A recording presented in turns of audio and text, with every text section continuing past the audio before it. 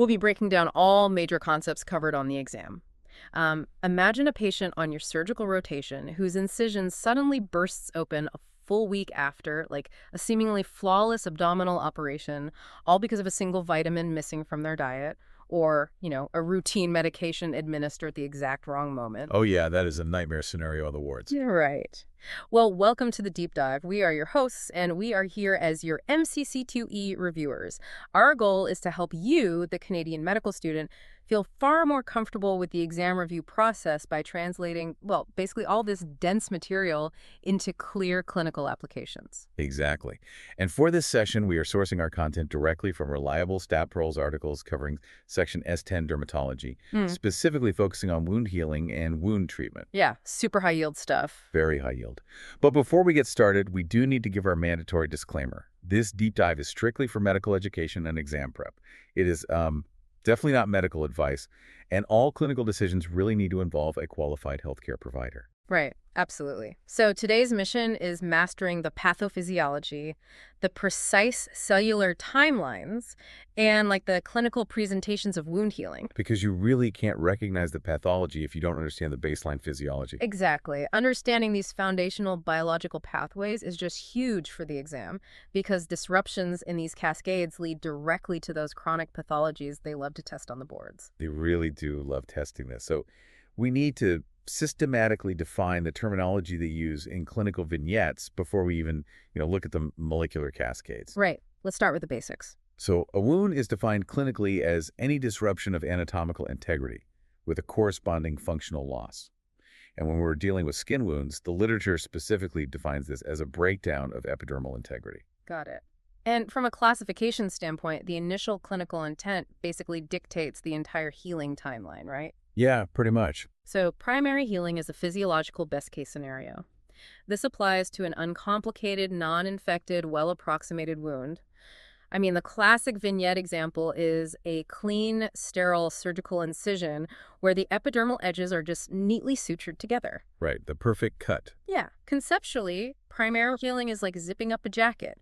You have two clean, precise edges, and you're just bringing them directly together, which minimizes the volume of tissue that the body actually has to replace. That's a great way to picture it. And then on the flip side, secondary healing occurs when that primary closure is either impossible or disrupted by secondary factors. Like what kind of factors? Like an active infection, wound dehiscence, severe local hypoxia, or even just systemic immune dysfunction. The body just can't bridge a wide gap, so it has to fill the defect from the base upward with granulation tissue and then slowly epithelize over that newly formed surface. So if primary healing is like zipping a jacket, secondary healing is like having to reknit a damaged sweater entirely from the bottom up using completely new material. Exactly, yeah. And that physiological process demands intense metabolic output. It's considerably slower, which obviously leaves the underlying tissue super vulnerable to bacterial colonization.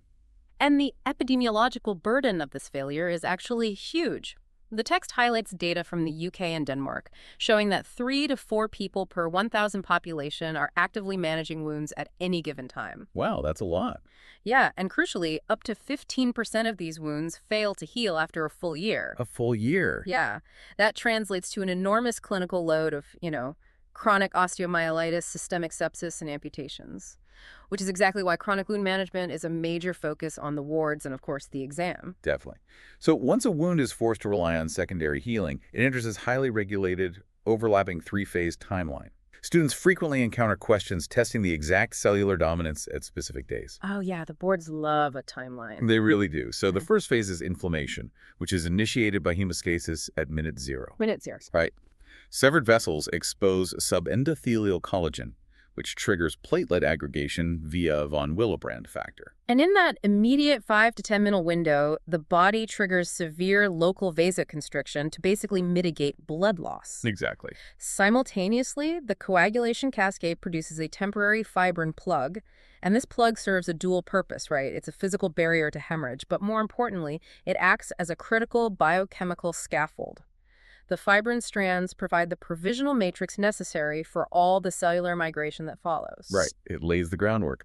And following that really brief period of vasoconstriction, local histamine and prostaglandins mediate a rapid vasodilation of the adjacent capillary beds. Wait, hold on. Why does the body suddenly vasodilate immediately after spending like 5 to 10 minutes frantically vasoconstricting to prevent blood loss? Seems backwards, right? Yeah, I mean, physiologically, opening those local vessels back up at an active injury site seems completely counterproductive to hemostasis. Yeah. Doesn't that just invite more bleeding? Well, the initial vasoconstriction is merely an emergency stopgap.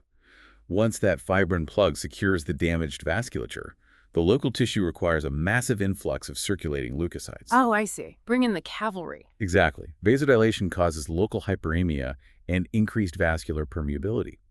And the resulting edema isn't a pathological side effect here. It's intentional. Right, it's a protein-rich exudate that facilitates the extravasation of inflammatory cells out of the bloodstream and directly into the damaged interstitial space. Gotcha. And the first leukocytes to utilize that increased permeability are the neutrophils. The first responders. Yeah, they peak within the first 24 hours and totally dominate the wound bed for 2 to 5 days. Their primary clinical function is aggressive debridement. They basically phagocytose local bacteria and degrade necrotic tissue by releasing high concentrations of reactive oxygen species, or ROS, alongside powerful proteolytic enzymes. Right. Neutrophils act as the necessary debridement mechanism, but prolonged ROS release is actually exactly what causes collateral tissue damage and arrests healing in chronic wounds. So you really need a transition point. Yes, absolutely. Around day 3, circulating monocytes extravasate into the tissue and differentiate into tissue macrophages. Okay, so the macrophages take over. They do. They complete the phagocytosis, but their truly vital role is regulatory.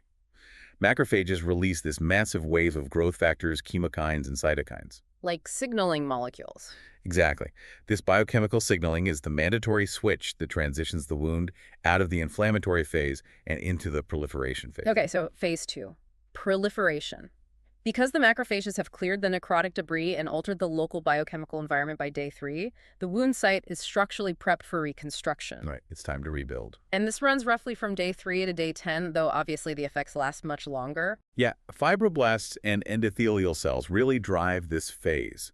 Their activity is heavily stimulated by the TGF-beta family, interleukins, and specific angiogenesis factors like vascular endothelial growth factor, platelet-derived growth factor, and basic fibroblast growth factor. Which are all just trying to get blood flow back. Exactly. The primary objective is synthesizing granulation tissue and restoring tissue perfusion.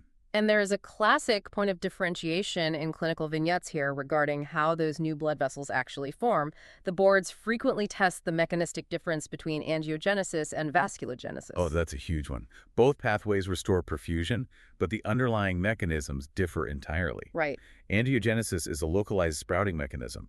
Hypoxia in the tissue stimulates resident endothelial cells of the adjacent mature vascular networks to multiply and just branch out into the wound bed. Using a practical analogy, angiogenesis is like plugging an extension cord into an existing electrical outlet in the wall. You are simply extending the reach of a local system that is already functional. That's perfect. But vasculogenesis operates on a completely different physiological level. Right, so what is vasculogenesis then? It is a de novo process, Yeah. meaning it's new vessel formation directly from stem cells. Endothelial progenitor cells, or EDCs, are tethered within the bone marrow. In the bone marrow, okay. Yeah. When a severe wound occurs, factors like nitric oxide, VEGF, and matrix metalloprotein DOS, specifically MMP9, they actually cleave those cellular tethers, mobilizing the EPCs into systemic circulation. Wow, so it's a systemic response. Exactly. Simultaneously, the hypoxic wound bed upregulates a homing signal called stromal-derived factor 1 alpha, or SDF1 alpha. Okay, SDF1 alpha. Right. This creates a chemical gradient that physically guides the stem cells directly to the ischemic tissue to form completely new vessels, completely independent of the mature local networks. So vasculogenesis isn't an extension cord at all. It is laying down completely new wiring straight from the main breaker box in the bone marrow. Exactly. I love that analogy. Thanks. So as this intense vascular plumbing is installed, epithelialization is occurring simultaneously at the surface layer. Keratinocytes at the wound edges dissolve their hemidesmosomes to detach from the basement membrane. Right, to get moving. Yeah, they, along with stem cells from deep within the hair follicles, multiply and use actin filaments to literally migrate across the open wound surface. And they just continue this lateral migration until they physically make contact with migrating cells from the opposing side. And then what? They just crash into each other? No, actually, this physical contact triggers contact inhibition.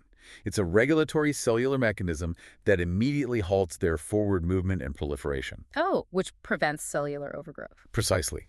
And underneath that migrating epithelium, fibroblasts are super busy synthesizing the provisional matrix of granulation tissue. Right, the granulation tissue. This matrix consists primarily of collagen type 3, glycosaminoglycans, and fibronectin. Due to the intense localized angiogenesis and vasculogenesis we just outlined, this tissue is highly vascularized. Which gives it that classic red, beefy, clinical appearance. Exactly. However, that collagen type 3 is strictly a provisional scaffolding. It's temporary. It lacks the tensile strength required for normal biomechanical function. So to withstand physiological stress, it has to transition into phase 3, remodeling. Yes. This phase begins around day 21 and continues dynamically for up to an entire year.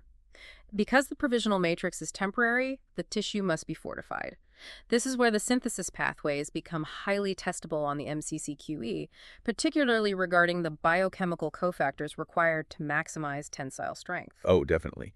The defining characteristic of remodeling is the systematic replacement of weaker, loosely organized collagen type 3 with densely packed, highly organized collagen type 1. Type 3 to type 1. Right. Matrix metalloproteinases are constantly degrading the old provisional matrix, while fibroblasts synthesize the stronger replacement. And as this robust matrix is laid down, TGF-beta-1 stimulates local fibroblasts to differentiate into myofibroblasts. Wait, myofibroblasts. If they physically resemble smooth muscle cells, expressing alpha-smooth muscle actin, they must generate the contractile forces that literally grab the wound edges and pull them together, right? That's exactly what they do. But if they act like smooth muscle to pull the wound closed, what stops them? I mean, if that contractile mechanism doesn't shut off, wouldn't the tissue just keep bunching up and producing excess collagen? That's a really good point. In normal physiological remodeling, myofibroblasts undergo programmed cell death, or apoptosis, once the necessary contraction is complete. Okay, so they essentially self-destruct. Yes. This halts the contraction and collagen synthesis. But building that strong collagen type I in the first place relies on extremely specific nutritional building blocks. Like what? Well, the hydroxylation of proline and lysine residues in the collagen synthesis pathway strictly requires adequate tissue oxygenation and vitamin C. Oh, wow. Which perfectly explains the clinical presentation of scurvy or local tissue ischemia. The text emphasizes that oxygen and vitamin C are strictly required. So is this the exact molecular reason why a patient with a vitamin C deficiency or local hypoxia will present with wounds that literally lose their strength and fail to close? Yes, precisely. If a patient is severely deficient in vitamin C or suffers from local hypoxia in the wound bed, those hydroxylase enzymes just fail to function. And without hydroxylation? Without hydroxylation, the collagen alpha chains cannot cross-link into a stable triple helix. And without cross-linking, the collagen simply lacks structural integrity. Which leads directly to a loss of tensile strength, sudden dehiscence, and a complete failure of the wound to close. Exactly. And honestly, the resulting scar, even under optimal nutritional and oxygenation conditions, it never regains 100% of the original tissue integrity. Really? Never? Never. The tissue reaches a maximum of roughly 80% of its pre-injury tensile strength around the 3-month mark. Good to know for the exam. 80% max. Yeah. Furthermore, severe scar tissue permanently lacks subepidermal appendages.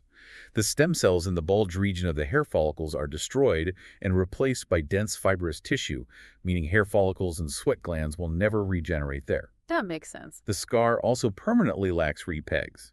Those are the downward epidermal projections that interlock with the dermis, which renders the remodeled tissue inherently more fragile and susceptible to shearing forces. Because these phases rely on precise cellular timelines and strict biochemical ratios, any disruption leads directly to the specific clinical pathologies you will see on the exam. Let's examine what happens when that myofibroblast shutdown mechanism fails. Okay, so if the myofibroblasts fail to undergo apoptosis, you get excessive wound healing. The classic presentations here are keloids and hypertrophic scars. Right. The pathogenesis here is rooted in a continuous localized inflammatory response. Because the myofibroblasts survive and remain active, there's a relentless, exaggerated accumulation of the extracellular matrix. And keloids specifically extend far beyond the boundaries of the original injury due to this unchecked fibrotic drive. Exactly. Now, conversely, a complete failure to progress through the healing phases results in chronic wounds. A chronic wound is clinically defined as failing to progress through the normal physiological stages within 4 weeks. Though some sources stretch this chronicity period to 3 months. Yeah, it varies a bit, but 4 weeks is a solid benchmark. These most frequently present in clinical vignettes as vascular ulcers, diabetic foot ulcers, and pressure injuries. And the underlying mechanisms for these chronic states are super frequent vignette topics. In diabetes mellitus, delayed healing is entirely multifactorial. Right, it's not just one thing. No. Sensory neuropathy prevents the patient from feeling repeated microtrauma, while motor neuropathy alters foot biomechanics, creating unnatural pressure points. And systemically. Systemically, advanced glycation end products stiffen the vasculature and impair cellular function. Localized microvascular disease leads to poor tissue perfusion, blocking both the delivery of immune cells and the oxygen necessary for those hydroxylase enzymes we just discussed. It's a perfect storm. And chronic venous insufficiency creates a fundamentally different, yet equally destructive ischemic environment. How so? Venous hypertension causes red blood cells to leak into the tissue, depositing hemosiderin, while creating severe lower extremity edema. The interstitial fluid acts as a physical barrier, drastically increasing the diffusion distance between the capillary beds and the surrounding tissue. Essentially starving the cells of oxygen and vital metabolites. Exactly. And the tissue destruction in venous disease is really compounded by movement. When a patient with severe venous pooling walks or elevates their leg, the previously ischemic tissue is abruptly reperfused. Oh, right. Ischemia reperfusion injury. Yes. It initiates a chronic ischemia reperfusion injury cycle. The sudden influx of oxygen fuels the xanthine oxidase pathway, generating a massive burst of reactive oxygen species. Which sparks intense inflammatory changes that repeatedly destroy the newly forming granulation tissue. Exactly. Now, medical management can also inadvertently stall these processes, which brings up a frequent distractor in pharmacological vignettes. Oh, this is a great trap. Like, a question might present a patient in the late remodeling phase and ask if administering nonsteroidal anti-inflammatory drugs, or NSAIDs, is harmful. Yeah, the exam loves this trick because students think, oh, it's a wound, avoid NSAIDs. But the literature is explicit. Anti-inflammatory medications are profoundly detrimental during the critical first 3 days of healing. Not at the end. Right. The mechanism ties directly back to our timeline. Those first 3 days constitute the inflammatory phase. COX inhibition by NSAIDs abruptly drops prostaglandin levels, which are absolutely required for the initial vasodilation and subsequent leukocyte recruitment. So if you administer strong anti-inflammatories or corticosteroids at day 0, you severely blunt the macrophage response. Exactly. The wound never receives the necessary biochemical cytokines to synthesize granulation tissue. It's totally stalled. And prescribing anti-angiogenic drugs like bevacizumab will similarly arrest the proliferation phase by physically preventing the VEGF-mediated formation of new vascular networks. Exactly. And nutritional deficiencies also extend far beyond vitamin C. Zinc, for example, is a mandatory cofactor for matrix metalloproteinases. So without zinc, the body cannot degrade the provisional collagen type 3 to remodel it into collagen type 1. Right. And vitamin A is critical because it stimulates epithelialization and can actually counteract steroid-induced wound impairment. Oh, that's a good fact to tuck away. Yeah, and obviously severe protein deficiency deprives the tissue of the fundamental amino acids required to produce any extracellular matrix at all. Okay, so the physiological contrast between varying patient populations provides a final critical concept for the exam. Wound healing in the elderly is predictably sluggish due to a natural age-related decrease in total dermal collagen content. And significantly prolonged epidermal turnover times, which is almost always compounded by vascular comorbidities. Right, but fetal wound healing operates on an entirely different biological paradigm. It's actually fascinating. It is. Up to roughly 24 weeks of gestation, fetal wounds are remarkably scarless. The structural integrity is restored completely, leaving absolutely no fibrotic trace of the original injury. It's incredible. The pathophysiology of this fetal healing provides really deep insight into fibrotic pathways.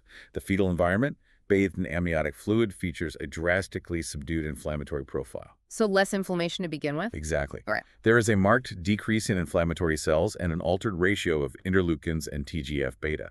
The provisional matrix contains exceptionally high concentrations of high molecular weight hyaluronic acid, which naturally inhibits fibrotic pathways. And there's a much higher ratio of type 3 to type I collagen too, right? Yes, but most crucially, fetal wounds fundamentally lack myofibroblasts. Wow. So without myofibroblasts, there is no aggressive wound contraction. None.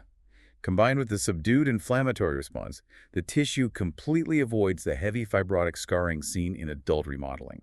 But as the fetal skin matures and its structural properties alter past 24 weeks, this remarkable regenerative capability is permanently lost. Sadly, yes.